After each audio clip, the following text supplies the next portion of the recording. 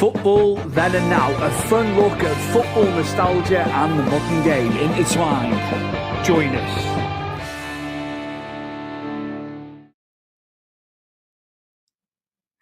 This is Football Then and Now, and this is a special nostalgic episode with myself, Stuart Palmer, and returning guest, Brady Barlow, huge Villa fan, and we're going to intertwine Everton and Aston Villa. How are you, Brady? How are things, bud? Yeah, not bad, mate, you? All good, all good. Now, we were founding members of the Football League, of course. We were right in it from the inception. It's the most played fixture as well in English football, which is quite a stat, isn't it? Right as well, yeah. Over 200 games between ourselves and you. So much history between the two clubs, isn't there? I think it's quite even as well with the win, loss and draw between us as well. Then in more recent times, I don't think we've beaten you since 2019, since you returned, if memory serves. No, I don't think you have, because you haven't given me any grief for a while, so... Yeah. Although we did throw it in the game at Villa Park, didn't we? We had a good start last season and threw it. You got beat by a goal of the season for me, so... Yeah, absolutely. And we've spoken about that. It really was. Now, you've obviously spoken historically about Villa when we've had you on. There's a lot of stuff that intertwines the two clubs, of course, as well. I'd like to say I think we should start with David Unsworth, because obviously he came through with us. He was at the academy, left us in 97 to go to West Ham, had a season there. But you wanted to bring this up as well. I remember it well. He signed for you while John Gregory was the manager. It was a bit of a strange one, because his partner had not long had a baby, and apparently it's only rumours, don't know whether it's true or not. The only person that would know is David himself. Apparently he only signed for us so he was closer to Liverpool, so he could stay more with his wife and the little one. And it was a bit of a strange one, because it was only like a fleeting thing. I think he was only there for, was it a season or 2 seasons? He wasn't there long. And then obviously he went to you guys and kicked on from there and became, I'd probably say, one of your legends of the club, really, for what he did for you. But yeah, it was a bit of a strange one. He was very versatile at the back for us, because he could play left back. He was known for being a full back, but he played centre back a lot as well. Yeah. Broke in 92 when he was very young, got his first start for us, but then didn't make it. But he was very young at that time. It was when Joe Royle came in as manager in late 94. He really went for him. He was only 21 at the time, if memory serves. Joe Royle really got him playing and gave him the confidence as a young player to play. And penalties, he was mystical with penalties for us over the years as well, so many times. I think he's got a record for you guys, hasn't he?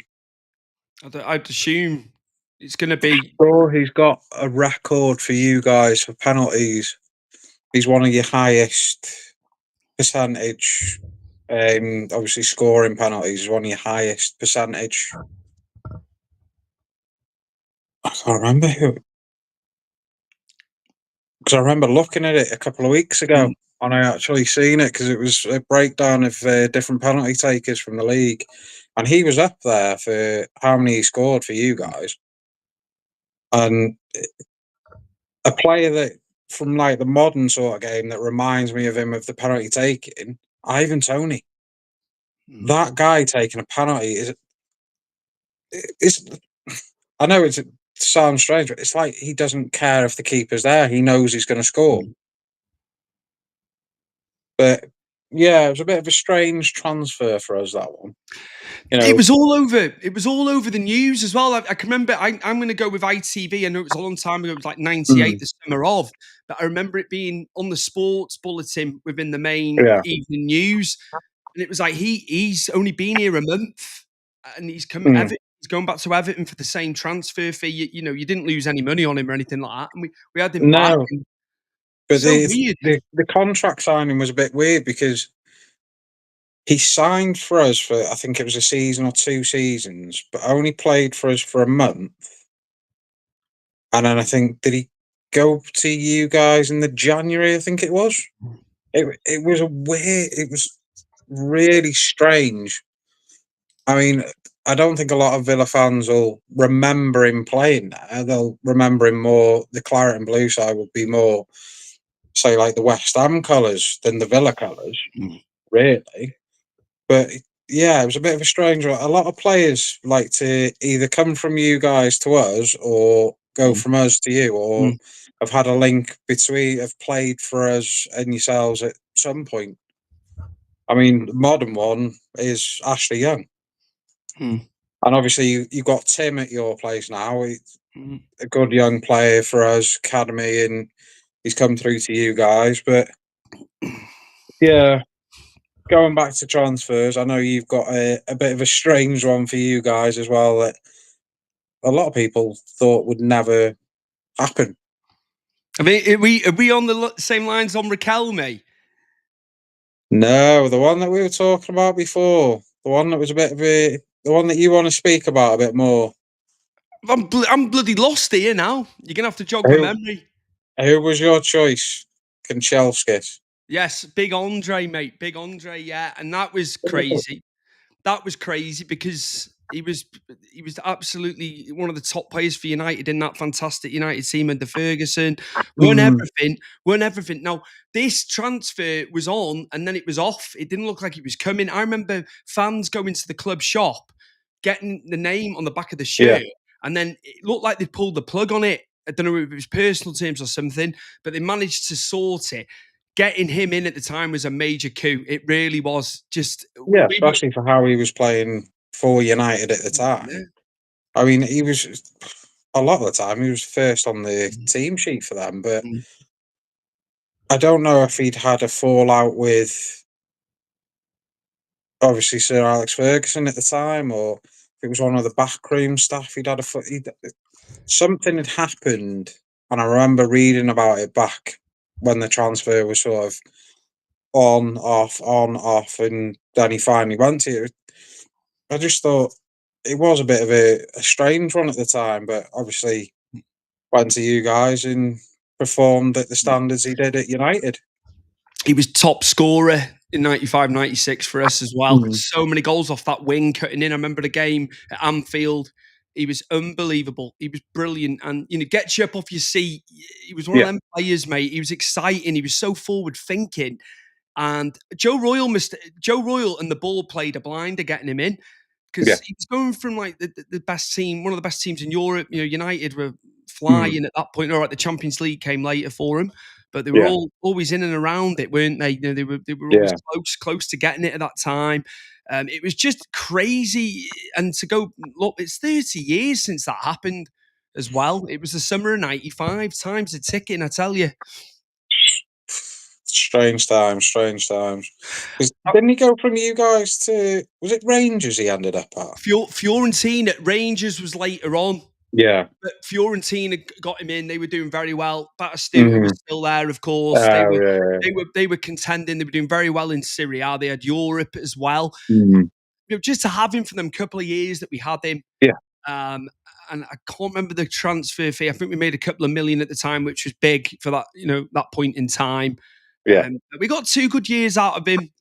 It was just we were in Europe as well when he first came in, obviously because we won the FA Mhm. Cup. But Europe, we got knocked out by Feyenoord. Me and Chris were talking about that in the past. I've got another player though that you wanted to bring up, who's linked between us both, David Ginola, and I've got a photo.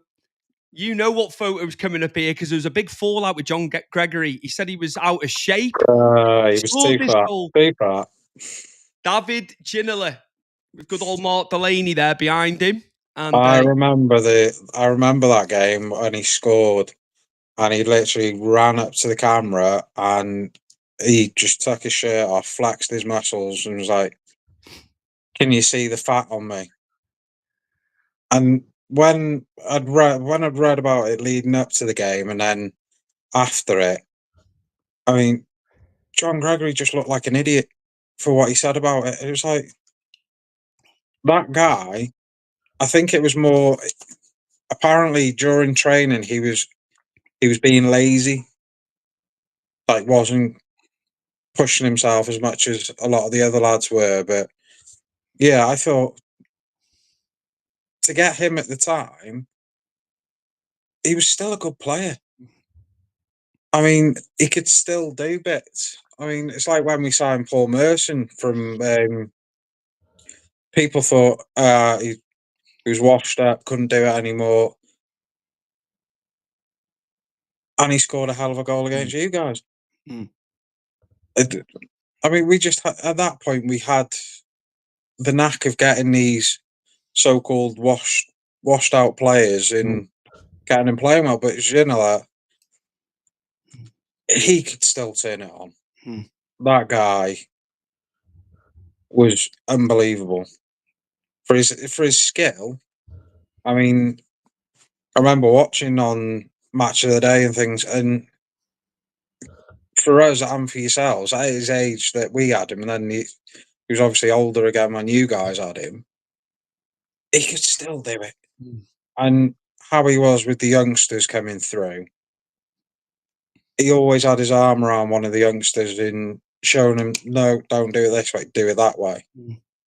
And I just think, what a player. But every club he played for, he was a tremendous player for him. John Gregory called him Mr. Blobby as well. I remember that. I remember that quote. But there was a war of words on both sides, wasn't there? Yeah. Because he wasn't happy with Gregory, was he? No. Two very outspoken people. I will say that. John Gregory, you could just tell by his face sometimes, couldn't you? You know, he'll dig his heels in. He's quite tough, wasn't he? But John Gregory was the old style manager. If he didn't like it, or he didn't like something you were doing, or he just didn't like you knew about it. He would tell you. He wasn't like some of these managers these days that'll bite their tongue and let people get away with whatever they want. He would literally. He was a lot like Ferguson. It's either my way or it's there's the door. See you later. where player power now and the way it is, it's totally different, isn't it? But the manager needs to be the manager. The most successful managers are the ones that rule it. But you know, you Yeah, see it back in this day. That's how it was, wasn't it? For the most part. yeah, yeah. I don't remember any players really having control of the club like some players do these days. I mean, you just look at Ronaldo, how much he's earning over in Saudi. I couldn't even tell you who the manager is for his Mm. team because I don't think they actually do anything.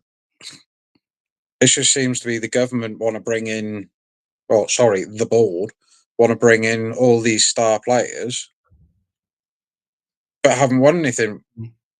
Even with Ronaldo in the team, they haven't won anything. So you look at the so-called star power of some of these, and it's just Mbappe. Mbappe, for a player of his age, for some of the stuff that he was allowed to do at PSG, because he could have say on transfers and when games would be played and things like that. It's just getting ridiculous with some of the contracts, Mm. and it puts a bad thing for these youngsters coming through. They're going to have a chip on the shoulder because they think, oh well, Ronaldo and Mbappe can get away with it. Why can't I if I get to that standard? I mean, you see a lot of the kids these days. They don't have any respect for the elder players that can teach them things. They just think they're better than anything. And back in the day, you didn't have that because if you had a player that tried to be like that, they got put in their place.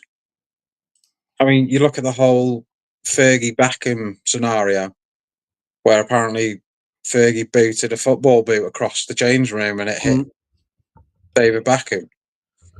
I mean, Ginola and going back to Ginola and Gregory, they had it out. They had it out in the changing room after that game where he said that he was overweight, he was lazy. Mm. They had apparently they had to be separated because you got two very strong characters. Definitely. But yeah, like I said, there's been quite a few players that have played for us and then gone to you, or played for you, gone to us, and gone to another team before coming to one of us. Another one, Peter Schmeichel. Peter Schmeichel for us, it was a bit of a weird one again, but popped up with a goal. That guy seemed to score wherever he played. Seemed to score for a goalkeeper. But yeah, it was. There's been some strange ones over the years that I never thought would come through. That game, we were going through the precinct after playing on the Astro, and Mm, we were outside Owens because they always had the yeah, scores, and then they had BBC, or they'd have teletext run or something where you could see it. So yeah, we weren't watching it. Obviously, it wasn't televised, was it? It was a 3 o'clock on a no, Saturday. And I remember that goal going in late on and thinking Villa are going to snatch a draw. Villa are going to snatch a draw because if you look there when the goals were scored, we were 3-1 up, leading into that. And it was yeah, panic mode. I was like, we're gonna drop a boo boo here. But a great finish from him. For yeah, a keeper to do it, it's iconic, isn't it? And you guys getting him after his stint at Sporting Lisbon, of course. mm, He said in hindsight he shouldn't have left Man United when he did. It no, was a bit of a rash decision that he made, but he went to play in Portugal. yeah, Nice weather and all that. But he did say it was good seeing him come back, and mm, he was at City as well, wasn't he? yeah.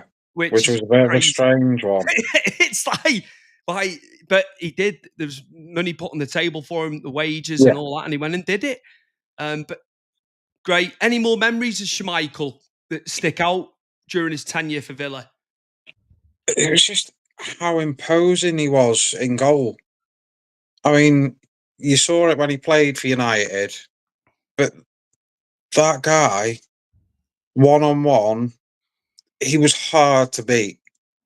It was there was none of this fancy diving, throwing yourself at Mm, every. A lot of the time, he wouldn't go to the floor unless he really had to. He just made himself big and strong. I mean, you saw a lot of it with when Casper came through. But obviously, City and then went to Leicester and went to Leeds and then Leicester, and you could see his dad in him. And that guy, obviously, with me being closer to Villa, seeing more of that side than obviously if he beat when he been to the rest of the clubs that he played for. Apparently, he did a lot with the youngsters after mm, training. mm, The young goalkeepers and defenders mm, would want to stay behind because he'd stay behind to carry on training, and they wanted to learn off him. mm, And he wasn't the type that'd be like, "No, mm, I'm doing my own thing." He would always be there mm, to help further the youngsters mm. on. And for a guy of his stature, a lot of a lot of young keepers at that time would put him high up on the pedestal. Mm, Because I mean, you think back then when he was at United, there was obviously him, there was Buffon. There, you didn't have the massive goalkeepers. Like you couldn't. A lot of people couldn't name probably 5 or 6 goalkeepers at mm, that time mm. because they weren't the big players at that time. Where Schmeichel and You've like Buffon and a mm, couple of others, the giants of the they were game. they were the Mm, household mm, names of the mm. goalkeeping era for them. So for us to get him at that point was just unbelievable. Brad Friedel was the same when we got Brad Friedel. But I thought that guy for his records that he had at the time before coming to us, I would have thought he would have gone to one of the so-called Big Six at the time. One way of looking at it, as much as we're saying, oh, he shouldn't have moved. He won the Champions League in '99 Yeah. before he went. They did the treble that year. They won the FA Cup. So looking at it He'd from done that point of everything view, here. yeah. He'd done everything domestically So you can in kind of Europe that he wanted to do. So he just wanted to taste something else. mm, I mean, was Lisbon the correct one for him? It's only he can tell you, but mm, obviously it wasn't the right move for him with wanting to come back to the Premiership. I mean, you still see it a lot now. Players will go abroad and I don't know if they regret it or they just don't feel it's right for them. They want to come back to the Premiership. Mm. You see it all the time. I mean, could it be the wages are different and they want to come back over here? But I think a lot of players they miss the Premiership for Mm. how it is, not for the money. It's Mm. literally for how the game is, and And I think one, that's what he missed. He missed the limelight of the Premiership. one save that sticks out as well through that Champions League run to winning it, the star jump save from even Yeah. Zamorano was it Inter? Because you thought you'd seen, the agility. He'd made loads of amazing saves through the course of his Mm. career. That one stands out to me. The Yeah. agility, something you hadn't seen before. Like he Yeah, was, it was just he was it was brilliant. just a strange one. You saw it in the highlight show, and you're like, what what the hell's he doing? Where's that come from? Is he just sort of panicked and thrown himself up? But literally, he made himself the biggest target he could. And like I said, you saw Kasper Schmeichel do it in a lot of his games as well. And you see after that, you saw a lot of keepers doing it. Mm. So he was an icon, still is an icon for a lot of goalkeepers. It was just, Mm. it was a strange one at the time. I mean, I still remember the feud he had with Ian Wright. I don't think Ian Wright actually scored against him. That's why he hated him so much. I remember some of the games when United played Arsenal, and I remember Schmeichel doing an interview when he was at Villa, and they were talking about rivalries, and he said, even though he's friends with him now after obviously they've both retired and everything. He said one of his biggest rivalries was Ian Wright, and he said you never see that in the game the time when he was at Villa. He said you Mm. don't really see that anymore. Mm. You don't see the rivalries in a lot of the teams anymore Mm. as high as they used to be. I mean, you see it in the fans, but you don't see it in the players because you don't have that many players coming through Mm. from the academies as much as you used to. You might get the one or two, but you don't get like full teams coming through. Mm. But I just think that guy, he's one of the. If you see like these things on social media and that, pick your five-a-side team and he's there. He's one of the ones that you're going to go for because I I, mean, I can I, remember. I I there's can only remember. Go on. Go on. go on.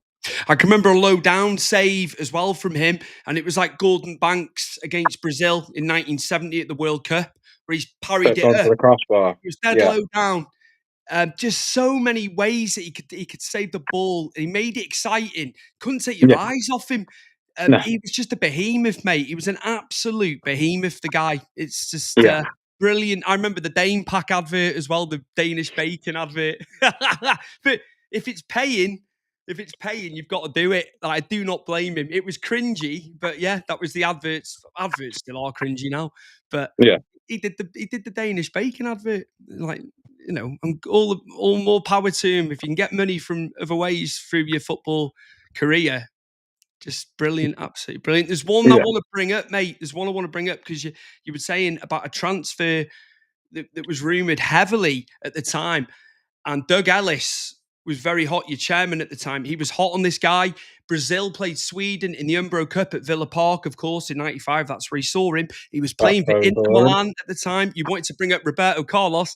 Oh, look, the it's been done on the old Adobe there. Someone's put him in the kit and they've made him captain. But Brian Little, the manager at the time at Villa, didn't want him, did he? No, they didn't want to pay I think it was 1.5 million that Inter wanted for him, and I felt what a mistake they made in not bringing him in because I remember seeing him on when they used to do a bit of the Italian highlights on Scorio, on channel on S4C, and that at his age as well back then in the early 90s, I think was it 93, 94, or 92, 93. We were looking at it. It was only early Premier League years, and he was. You could see the potential that he had then. I mean, I we were only young at the time, but I remember watching him thinking, "Well, he's he's a really good left back," and it was just some of the stuff he was because for us back then, you didn't see Brazilians in the Premiership or in the League One at the time when we were little. You didn't see that flair. It was always the hard knock, hoof it outfield, striker has it, holds it up. But some of the stuff that you'd see from the foreign leagues, and for a guy from Brazil to be able to do some of the stuff that he did at that age, that era, and thinking he could be at Villa next season, and then not signing him because of the price tag they put on him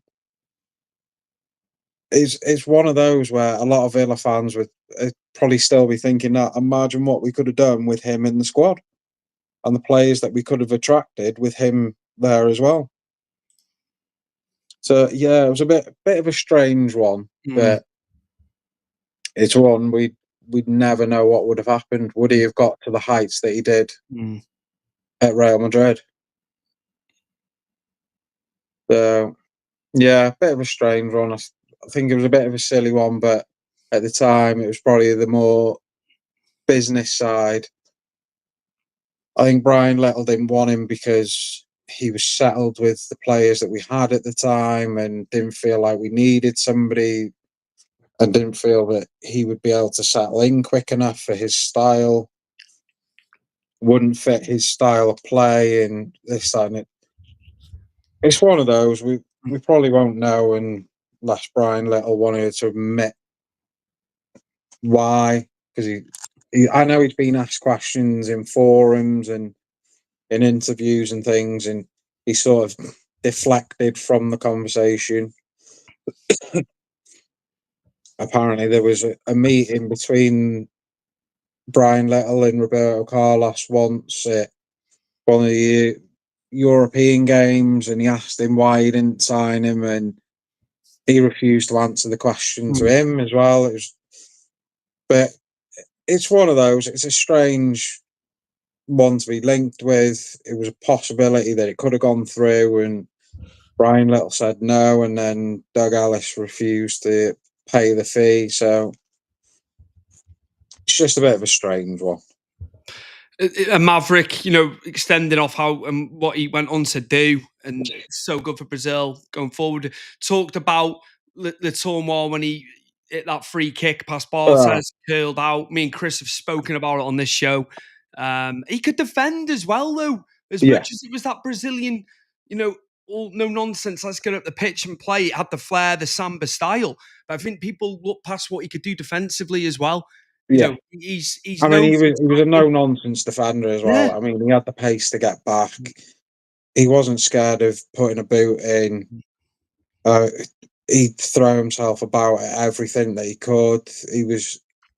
I mean, a lot of the a lot of the ones that I saw more from La Liga was the El Clasicos, and even when he was coming up against the likes of Ronaldinho and Ronaldo and all these Brazilian players that played against him for Barcelona, even though he was best mates with a lot of them, he'd still throw himself into a challenge. I mean, he just was it was like he was an old school defender. Mm, He'd get up the pitch with the flair and style, like you said, but when it came to defending, he would put himself in it. Wasn't scared to throw himself at things. mm, And I think a lot of players these days, I mean, you see it in some of the youngsters coming through. they're not scared to throw themselves into a challenge, but still have the flair going up the other end. And a lot of them will put it down to watching videos of him back in the day. He was so good. They don't make him like that anymore. They just don't. They don't. But No. blaze the trail, and like you say, so many people were influenced. You can see it even into today. The Brazilian way, when they're bombing up that left, right wing, left back, wing back, whatever they're doing, they can play. It's Yeah. just he was a one-off man. He was truly a one-off and a joy to watch. A joy Yeah. to watch. You like watching him, even if he was coming up against your team. It's just everyone respected him. You never hear a bad word said about Roberto Carlos, do you? Do you know what I mean? Brady, No.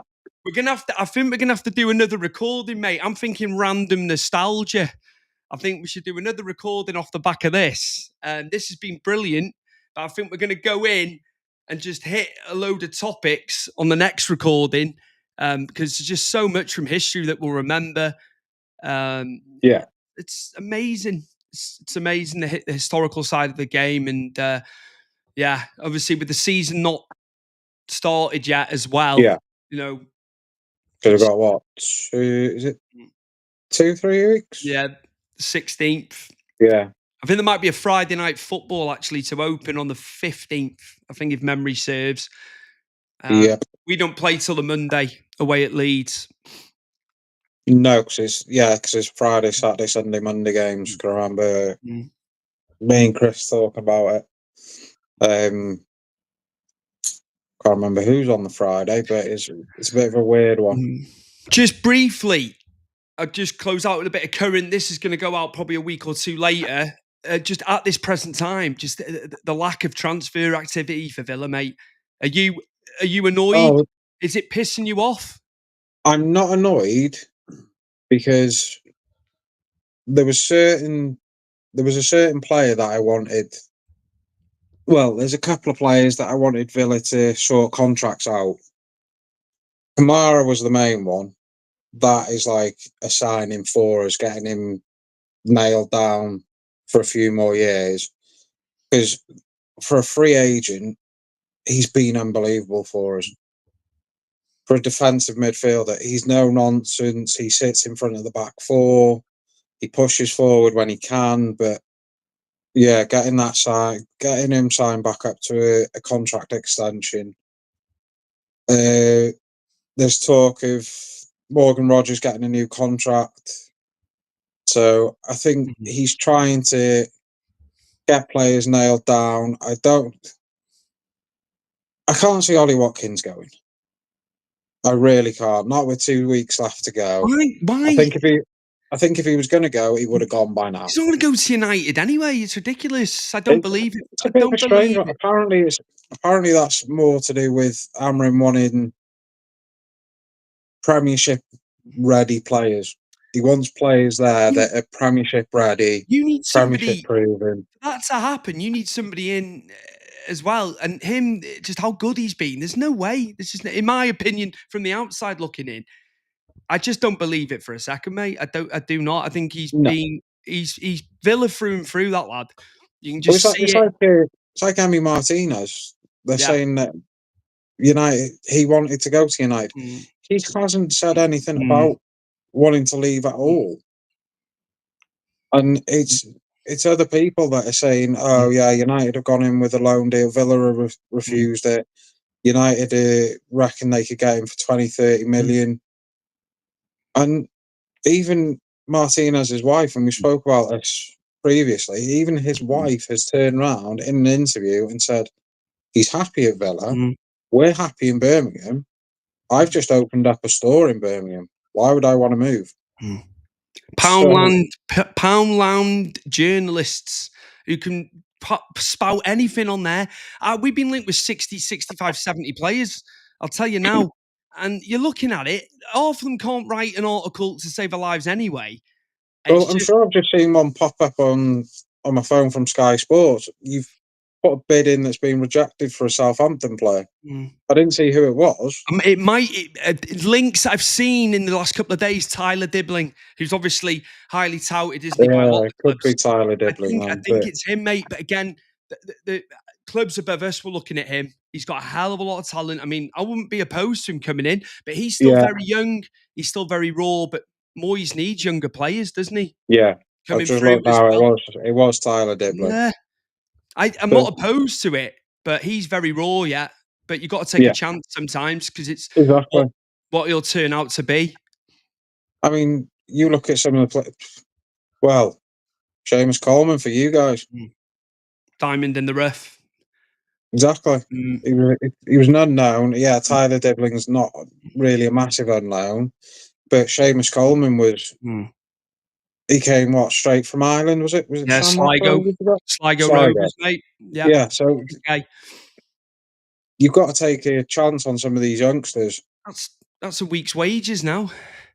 Oh, and and it's either going to work or it's not going to work. It depends on their 100%. work ethic. 100%. Yeah, we spoke about it on the live with Damien Chris. He brought it up. He said the top four are allowed to do what they want, and even it's the teams you thought were going to be able to do it yourselves, Newcastle. It's you got to sell before you can buy. It's so wrong, mate. It's so wrong. They're in the Honestly, Champions League. You're in the it's like Europa. that video that I showed you today, and they hit it like a nail on the head. It was all set up.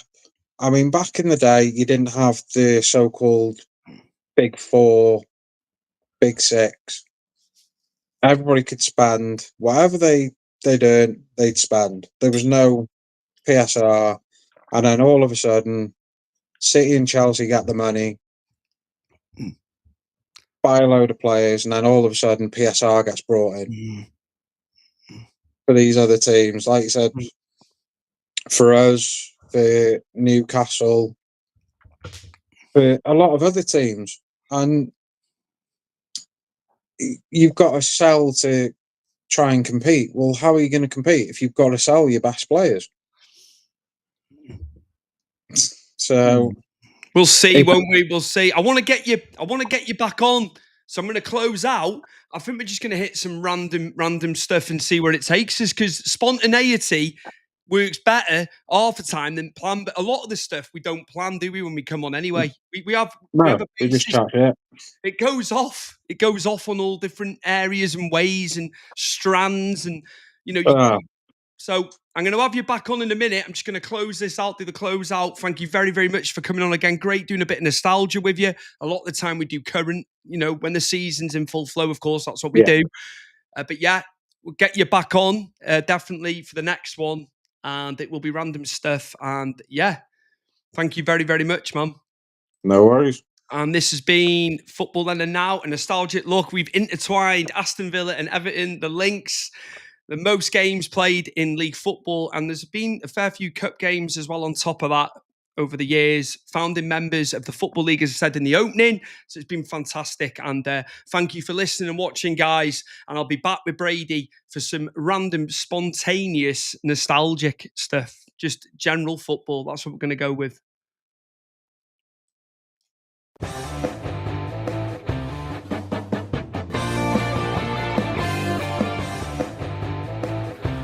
Football Then and Now, a fun look at football nostalgia and the modern game intertwined. Join us.